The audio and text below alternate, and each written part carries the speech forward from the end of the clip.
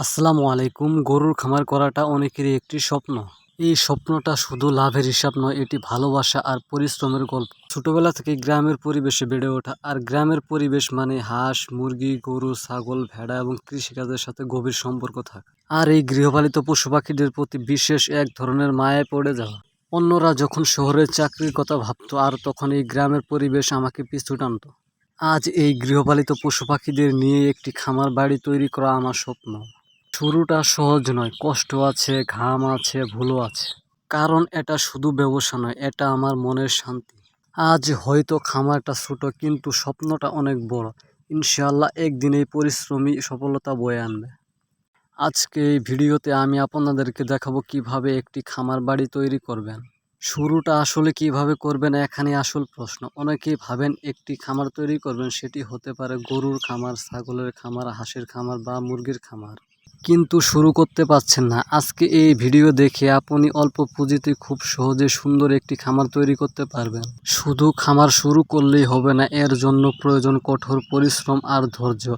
পাশাপাশি নিজের কাজ নিজে করার অভ্যাস করতে হবে। তা না হলে পরবর্তীতে খামারের নানা ধরনের সমস্যার সম্মুখীন হতে পারে বা বন্ধ হয়ে যেতে পারে। খামার শুরু করার জন্য প্রথমে ঘর বা শেড তৈরি করতে হবে। শুরুতেই ঘাসের জমি নিশ্চিত করতে হবে। তারপর গরু ক্রয় করতে হবে। আগে কিন্তু গরু ক্রয় নয়, আগে ঘাসের জমি প্রস্তুত করতে হবে। যেহেতু গরুর প্রধান খাদ্য হচ্ছে ঘাস, তাই সর্বদাই ঘাস প্রস্তুত রাখতে হবে। প্রতিটি গাভীর জন্য 12 থেকে 15% ঘাসের জমি প্রয়োজন। তো প্রথমে এখানে আমরা আমাদের থাকার জন্য একটি ঘর তৈরি করেছি। সেই ঘরের কাজ এখনো পরিপূর্ণভাবে শেষ হয়নি, তো অল্প কয়েকদিনের মধ্যেই এই ঘরের কাজ শেষ হয়ে যাবে। এই ঘরের কাজ শেষ হলেই আমরা আমাদের খামার বাড়ির সকল প্রকার কার্যক্রম শুরু করে দেব ইনশাআল্লাহ। পাশাপাশি আমরা আমাদের খামার বাড়ির কিছুটা কাজ শুরু করে দিয়েছি। প্রথমে এখানে একটি টিউবওয়েলের প্রয়োজন এবং ঘরে থাকার জন্য বিদ্যুতের বিশেষ প্রয়োজন। একটি খামার বাড়ি তৈরি করতে হলে নানা ধরনের জিনিসপত্রের প্রয়োজন।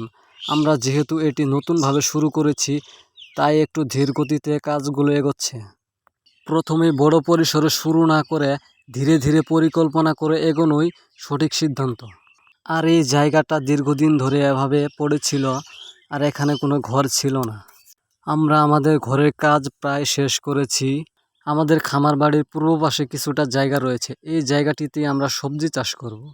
দীর্ঘদিন ধরে পড়ে থাকায় মাটি অনেক শক্ত হয়ে গিয়েছে, আর তাই কোদাল দিয়ে মাটি একটু উর্বর করে দিচ্ছিলাম। পরবর্তীতে এখানে বাঁশ এবং নেট দিয়ে সুন্দর করে বেড়া দিতে হবে, যাতে গরু ছাগল এর ভিতরে প্রবেশ করতে না পারে।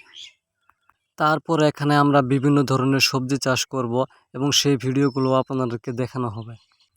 আমাদের পশ্চিম পাশে কিছুটা জমি রয়েছে, সেখানে ঘাস চাষ করার জন্য প্রস্তুত করছিলাম।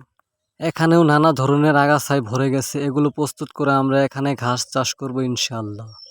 আজকে এখানে শেষ, আবার দেখা হবে, কথা হবে পরবর্তী ভিডিওতে নতুন কোনো বিষয় নিয়ে।